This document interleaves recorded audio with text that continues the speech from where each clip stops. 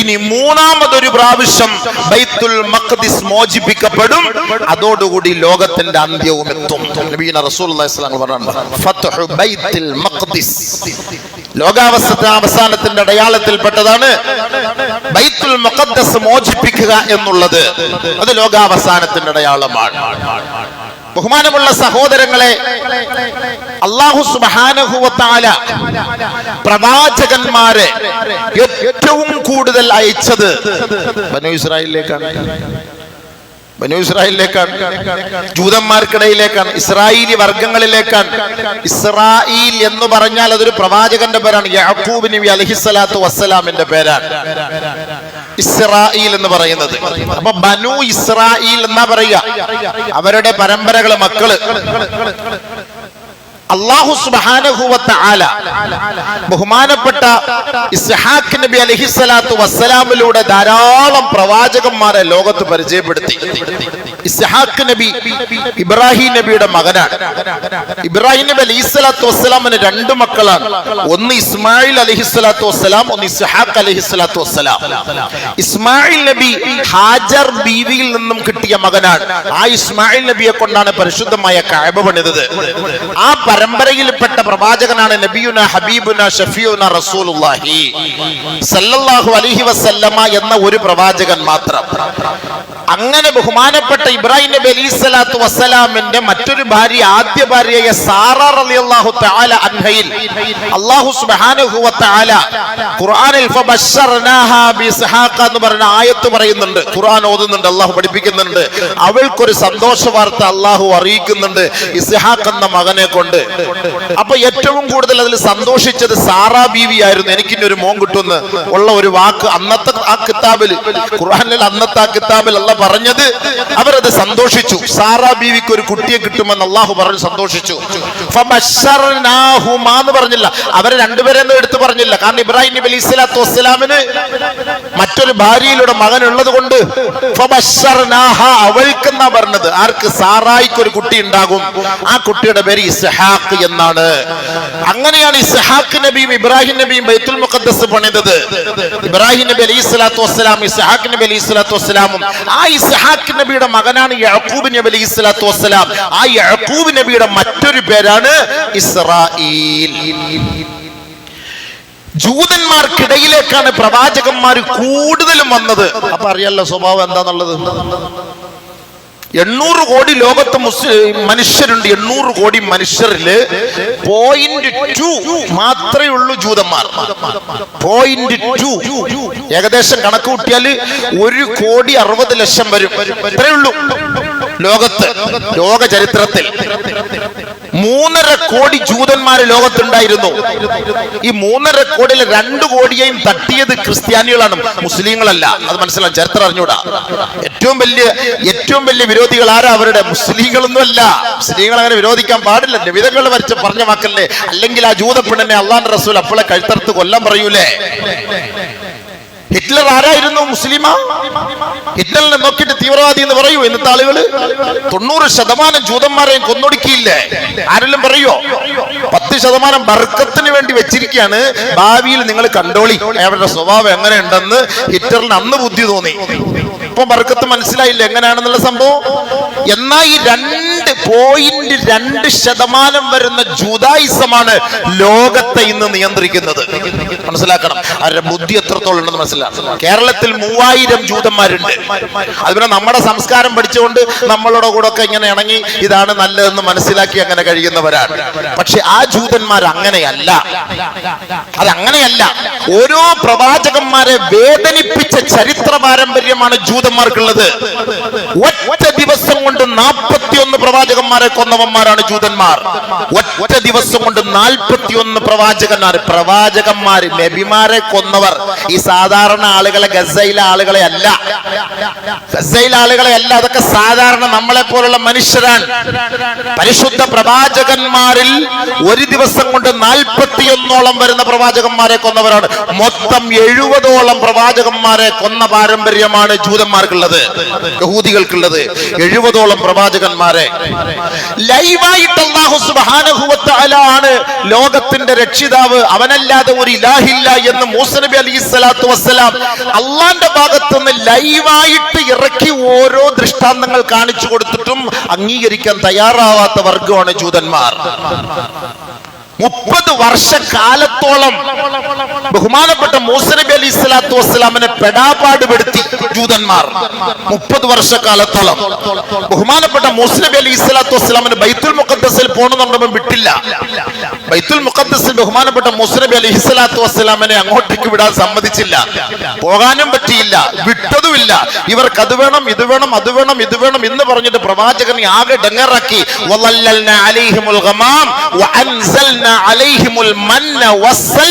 30 വർഷക്കാലത്തിൽ തിന്നും കുടിച്ചിട്ട് നിങ്ങൾ ഇരുന്നോളി, എന്റെ ഈ തൗറാത്ത് നിങ്ങളൊന്ന് പഠിച്ചാൽ മതി, നിങ്ങൾ ഒരു പണി എടുക്കണ്ട, നിങ്ങൾക്ക് ഇഷ്ടം പോലെ തിന്നാനും കുടിക്കാനും ഞാൻ ഒപ്പിച്ചുതരാം. മൂസ നബി അലൈഹി സ്വലാത്തു വസ്സലാം പറഞ്ഞു. കട്ടിത്തേനും കാട കോഴിയുടെ ഇറച്ചിയും അവർക്ക് ഇറക്കി കൊടുത്തു. മേഘത്തിൽ തണലിട്ട് കൊടുത്തു.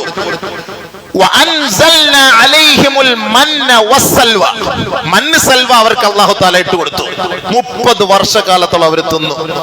30 വർഷക്കാലത്തോളം അവർ തിന്നു. എന്നിട്ട് അള്ളാഹുവിനെ ആരാധിക്കാൻ പറഞ്ഞപ്പോ, ഞങ്ങൾക്ക് വേറെ വല്ല പണിയില്ലയോ മൂസ, വേറെ വല്ല ഉണ്ടെങ്കിൽ നീ പറ, അടുത്ത എന്തെങ്കിലും അൽഫഹമു വല്ലതും കിട്ടാൻ മാർഗമുണ്ടോ, ചൊവ്വായ കിട്ടാൻ വല്ല മാർഗമുണ്ടോ, ഇതൊക്കെ തിന്നൊന്നും അടുത്ത് പുതിയ ഐറ്റംസ് വല്ലതും ഉണ്ടോ എന്ന് നിന്റെ റബ്ബിനോട് ചോദ്യം. അത് വല്ല ഉണ്ടെങ്കിൽ ഇങ്ങോട്ട് അയച്ചതാ. ഈ ഉമ്മ ദൈവത്തെ ആരാധിക്കണം അള്ളാഹുവിനെ എന്നൊക്കെ പറഞ്ഞ് നടക്കാതെ വേറെ മാർഗമുണ്ടോ?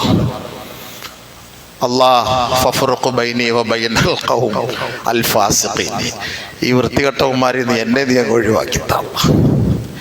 ഇവന്മാരുടെ തലയിൽ ഇനിയൊന്നും കേറില്ല പഠിച്ചോനെ.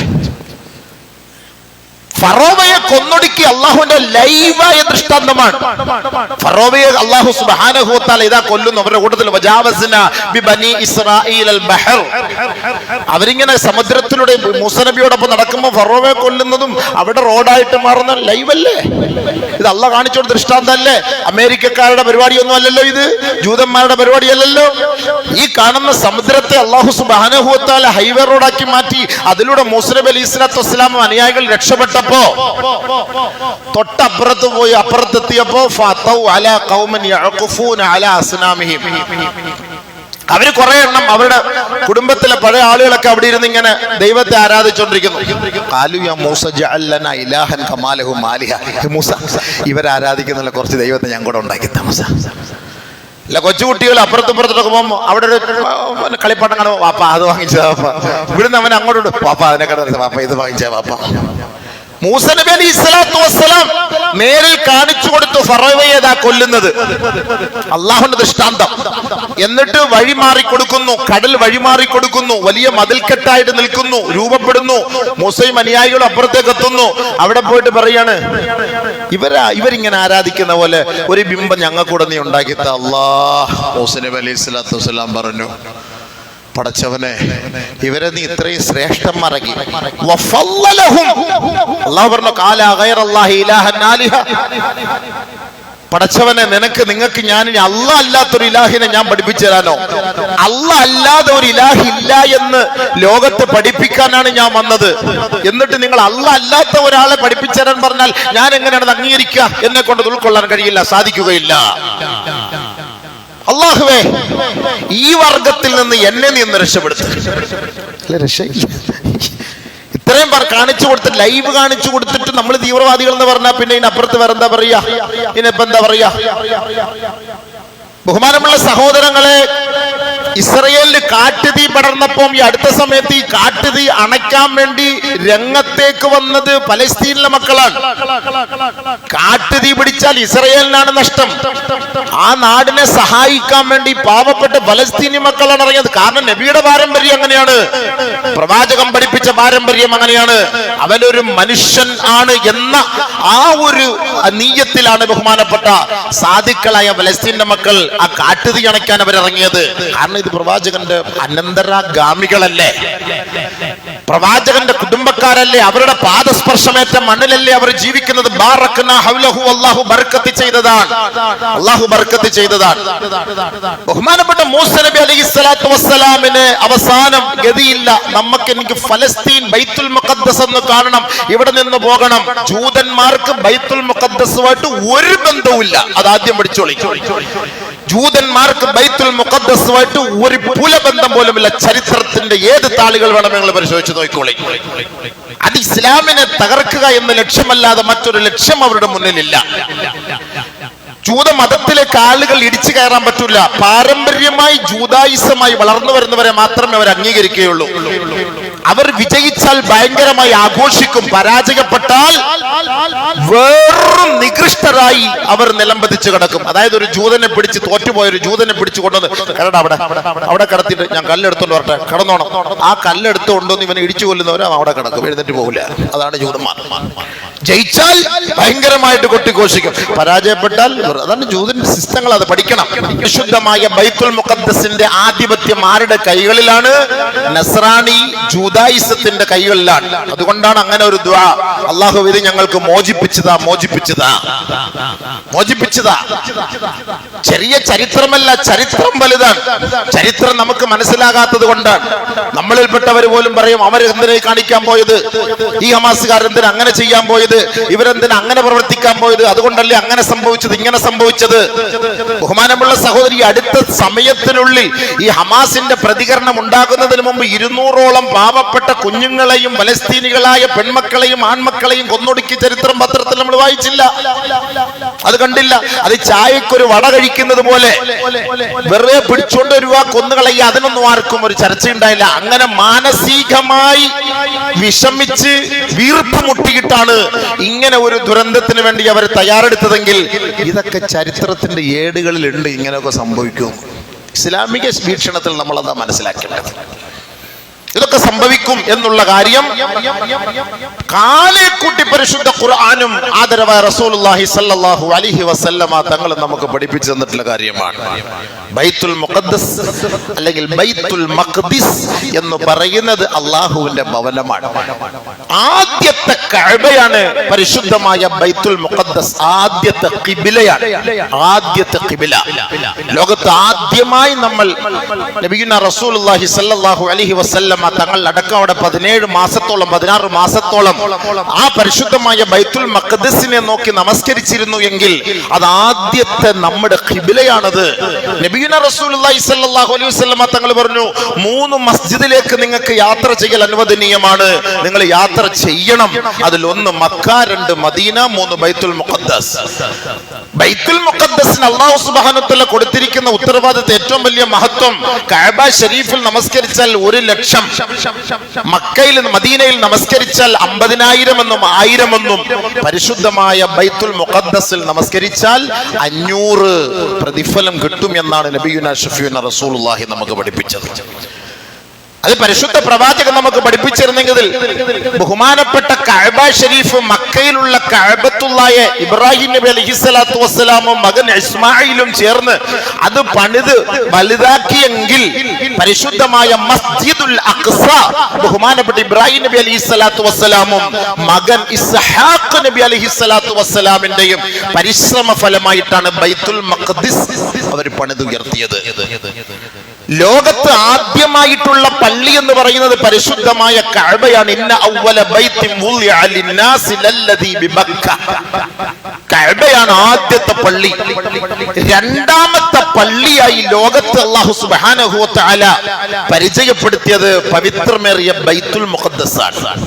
രണ്ടാമത്തെ നമ്മുടെ പള്ളിയാണ് ബൈത്തുൽ മുഖദ്ദസ്. ചെറിയ കാര്യമല്ല അത്.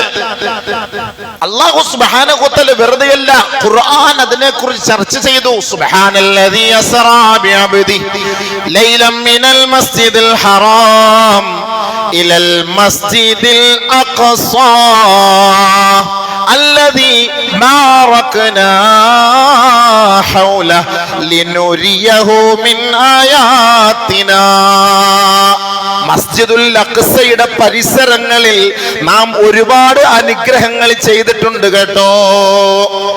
അത് നബിയെ അങ്ങയെ കാണിച്ചു തരാൻ, മനസ്സിലാക്കി തരാൻ ഒരൊറ്റ രാത്രി കൊണ്ട് രാപ്രയാണം നടത്തിയ പടച്ച തമ്പുരാൻ പരിശുദ്ധനാണ് കേട്ടോ. ലിനുരിയഹു മിൻ ആയാതിനാ ബാറക്നാ ഹൗലഹു, അതിന്റെ പരിസരങ്ങളിൽ നാം ബർക്കത്ത് ചെയ്തിട്ടുണ്ട്. 100 ചില്ലുവാനം അമ്പിയാക്കൾ അടക്കം ചെയ്യപ്പെട്ടിരിക്കുന്ന സ്ഥലമാണ് പരിശുദ്ധമായ ബൈത്തുൽ മുഖദ്ദസ്. ബൈത്തുൽ മുഖദ്ദസിൽ പോകാൻ നമുക്ക് ആഗ്രഹം വരില്ല, മക്കയിലും മദീനയിലേക്കും പെട്ടെന്ന് പോകാൻ ആഗ്രഹം വരും. ചിലരൊക്കെ ബൈത്തുൽ മുഖദ്ദസിൽ പോവാന്ന് പറഞ്ഞിട്ട് മുങ്ങി അടക്കുകയാണ്. പോകാം അവസാനം ഇപ്പൊ യുദ്ധവുമായി, ഇനിയിപ്പം പോകാൻ നടക്കൂലല്ലോ. ബൈത്തുൽ മുഖദ്ദസിൽ ഒന്ന് പോകണം, ഒന്ന് കറങ്ങണം. ചരിത്രം എഴുതിയവരൊക്കെ ഇരിപ്പുണ്ട് ബൈത്തുൽ മുഖദ്ദസ്. എന്താണെന്നുള്ളത് പഠിക്കണം. ഇനി അവിടെ പഠിക്കാൻ ഇനി പോകാൻ പറ്റുമോ? ചിന്തിച്ചു നോക്കി. ചരിത്രം പഠിക്കണം, മനസ്സിലാക്കണം. അത് ഇവിടെ ഇരുന്ന് മണക്കാട് പള്ളി എന്ന് പറഞ്ഞിട്ട് കാര്യമില്ല. ഉസ്താദിനെ കൂട്ടിയിട്ട് പോകണം, പൈസയും ചെലവാക്കിയിട്ട്. അവിടെ കൊണ്ടുപോയിട്ട് ബൈത്തുൽ മുഖദ്ദസ്, ഇവിടെ മൂസാ നബി, ഇവിടെ ഇബ്രാഹിം നബി, ഇന്ന സ്ഥലത്ത് ഇതൊക്കെ സംഭവങ്ങളെന്ന് പഠിക്കണം. അല്ലെങ്കിൽ അറിയാവുന്ന ചരിത്രം അറിയാവുന്ന ആളുകളൊക്കെ നമ്മുടെ നാട്ടിലുണ്ട്, അവരുടെ കൂട്ടത്തിൽ പോകണം. വെറുതെ പോയിട്ട് ചുമ്മാ ഇങ്ങനെ സിയാറത്ത് ചെയ്ത് വരലല്ല വേണ്ടത്. മക്കയിലും മദീനയിലും പോലെ എളുപ്പമായിരുന്നു ബൈത്തുൽ മുഖദ്ദസ്. എന്തേ പോവാഞ്ഞത്? ഞാൻ പോകാൻ വേണ്ടി പോയി, അവിടെ എത്തിയപ്പോ എന്നെ കേട്ടില്ല. ഞാനിപ്പോ എന്ത് ചെയ്യാൻ പറ്റും? അതിനുവേണ്ടി പരിശ്രമിച്ച് അവിടെ എത്തിയതാണ്, കിട്ടില്ല, തിരിച്ചു വന്നു, അതേപോലെ മടങ്ങി വരേണ്ടി വന്നു. പിന്നെ എന്ത് ചെയ്യാൻ? അള്ളാഹുവിന്റെ തീരുമാനം. പോകാൻ ആഗ്രഹിച്ചു പോയി. അപ്പൊ ആഗ്രഹിച്ചു പോയതിന്റെ കൂലി ചിലപ്പോൾ കിട്ടിയേക്കും എന്ന് പ്രതീക്ഷിക്കാം, റജാ വെക്കാമല്ലോ. അപ്പൊ അള്ളാഹു സുബ്ഹാനഹു വ തആല ഭൂമിയിൽ അനുഗ്രഹിച്ച സ്ഥലമാണ് ബൈത്തുൽ മുഖദ്ദസ്. ഈ ബൈത്തുൽ മുഖദ്ദസ് നബിതങ്ങളുടെ കാലഘട്ടം മുതലേ പ്രശ്നങ്ങളാണ്. നസ്രാനികളാണ് ആദ്യം അത് ഭരിച്ചിരുന്നത്. അതിന്റെ ഉത്തരവാദിത്വം ഏറ്റെടുത്തത് നസ്രാനികളാണ്. ഈ നസ്രാനികളിൽ നിന്ന് ഒരിക്കൽ ഇൻഷാ അല്ലാഹ് മോചനം ഉണ്ടാകുമെന്ന് നബി സല്ലല്ലാഹു അലൈഹി വസല്ലമ തങ്ങൾ പറഞ്ഞിരുന്നു. ഖിയാമത്ത് നാളിന്റെ അടയാളങ്ങളിൽ 6 എണ്ണം നബി സല്ലല്ലാഹു അലൈഹി വസല്ലമ തങ്ങൾ എണ്ണുന്ന കൂട്ടത്തിൽ ആദരവായ റസൂലുള്ളാഹി സല്ലല്ലാഹു അലൈഹി വസല്ലമ തങ്ങൾ പറഞ്ഞു, 1 മൗതി, എന്റെ മരണം. എന്റെ മരണം ലോകാവസാനത്തിന്റെ അടയാളമാണ്. രണ്ടാമത് നബി സല്ലല്ലാഹു അലൈഹി വസല്ലമ തങ്ങൾ പറഞ്ഞു, ഫത്ഹു ബൈത്തുൽ മഖ്ദിസ്, ലോകം അവസാനിക്കുന്നതിന് മുമ്പ് ബൈത്തുൽ മുഖദ്ദസ് മോചിപ്പിക്കപ്പെടും, ജൂതന്മാരുടെ കരങ്ങളിൽ നിന്ന് മോചിപ്പിക്കപ്പെടും. നബിയുടെ വാക്ക, വല്ലാഹി അത് സഫലമായിട്ടേ ലോകം അസ്തമിക്കും. നബിതങ്ങളുടെ വാക്കാണ്. മൂന്നാമത് താഊൻ അംവാസ്, കൊറോണ പോലുള്ള രോഗങ്ങൾ വ്യാപിക്കും. നാലാമത് ഇസ്തിഫാലത്തുൽ മാൽ, സമ്പത്ത് കണക്കില്ലാതെ ഒഴുകൊണ്ടിരിക്കല്ലേ. ഇതല്ല ഈ പറഞ്ഞ എല്ലാം ഇപ്പൊ ഉണ്ട്. ബൈത്തുൽ മുഖദ്ദസ് മാത്രത്തിന്റെ പരിപാടിയേ ഉള്ളൂ, അത് നടന്നുകൊണ്ടിരിക്കുകയാണ്. എത്രയും പെട്ടെന്ന് മോചിപ്പിക്കും. ബാക്കിയല്ല ഇസ്തിഫാലത്തുൽ മാൽ, കോടാന കോടികളില്ലേ സമ്പത്ത്. ഈടി കയറിയപ്പം കാണുന്നില്ലേ, കെട്ട് കണക്കിനല്ലേ നമ്മൾ കാണുന്നത് ഓരോരുത്തരുടെ വീടുകളിലും ഓഫീസുകളിലും. അവിടെയൊക്കെ ഇസ്തിഫാലത്തുൽ മാൽ. അഞ്ചാമത് സദക്ക വാങ്ങാൻ ആരും കാണൂല. ആരും കാണുന്ന ഇന്ന് നിങ്ങളൊരു 100 ഒരു 10 രൂപ കൊണ്ട് പിച്ചക്കാരന് കൊടുത്തു നോക്ക്. 10 രൂപ എന്താ ഈ 10 രൂപ ഒരു ചായ കുടിക്കണമെങ്കിൽ 15 രൂപ വേണമെന്ന് പറയും. വല്ല വില ഉണ്ടാ? 10 രൂപ വില ഉണ്ടാ? KSRTC കയറി ഒരു ലോക്കൽ ടിക്കറ്റ് എടുക്കണമെങ്കിൽ 10 രൂപ കൊടുക്കണം. 10 രൂപ വില അപ്പം മനസ്സിലായില്ലേ? 9 രൂപ ഉണ്ടെങ്കിൽ ഞാൻ പറഞ്ഞ് ഇറങ്ങിക്കോളാൻ പറയും. കേട്ടില്ല. കണ്ടക്ടർ എന്നെ 10 പോക്കിരുന്ന് 1 രൂപ ഇട്ട് കൊടുക്കുമോ? എന്നാൽ അയാൾ 1 രൂപ തരാനുണ്ടെങ്കിൽ അത് പിന്നെ തരാന്ന് പറയും. അത് തീർന്ന്. നമ്മൾ കൊടുക്കാനുണ്ടെങ്കിൽ ഇറക്കി പോയി അടുത്ത വണ്ടിക്ക് ഇറങ്ങിക്കോളാൻ പറയും. ഒരു റിട്ടേൺ ഓട്ടോറിക്ഷ ഇവിടുന്ന് അവിടെ ഇറങ്ങണമെങ്കിൽ എത്ര? 10 രൂപ കണ്ട് കൊടുക്കണം. സംഭവിച്ചിട്ടുണ്ട്. വിലയുണ്ടോ? മനുഷ്യന്മാർക്ക് നമ്മളൊന്ന് സദക്ക ചെയ്താൽ പോലും അങ്ങനെയല്ലേ.